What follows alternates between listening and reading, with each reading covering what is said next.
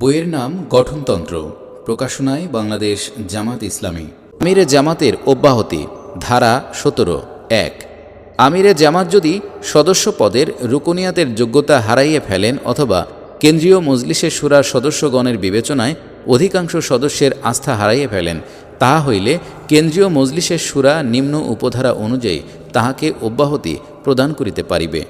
পৃষ্ঠা ২০(২) কেন্দ্রীয় মজলিসে শুরার 1/3 সদস্য কর্তৃক আমিরে জামাতের নিকট লিখিতভাবে তাহার প্রতি অনাস্থা প্রস্তাবের নোটিশ প্রদানের 1 মাসের মধ্যে আমিরে জামাত কেন্দ্রীয় মজলিসে শুরার অধিবেশন আহ্বান করিয়া উক্ত প্রস্তাব বিবেচনার জন্য পেশ করিবেন।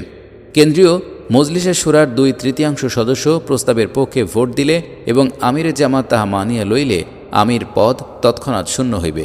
কিন্তু আমিরে জামাত মজলিসে শুরার সিদ্ধান্ত মানিতে না পারিলে বিষয়টি মীমাংসার জন্য অনধিক 1 মাসের মধ্যে তাহা জাতীয় কাউন্সিলে পেশ করিতে হইবে।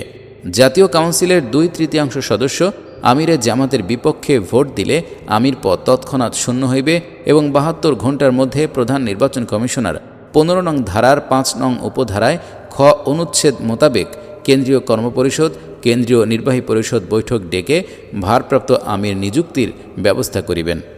তবে জাতীয় কাউন্সিলের অধিকাংশ সদস্যের ভোটে আমিরে জামাত যদি নিজ পদে বহাল থাকেন, তাহা হইলে অনাস্থা প্রস্তাব গ্রহণকারী মজলিসের শুরা বাতিল বলিয়া গণ্য হইবে এবং অনধিক 3 মাসের মধ্যে নতুন মজলিসের শুরা নির্বাচন করিতে হইবে।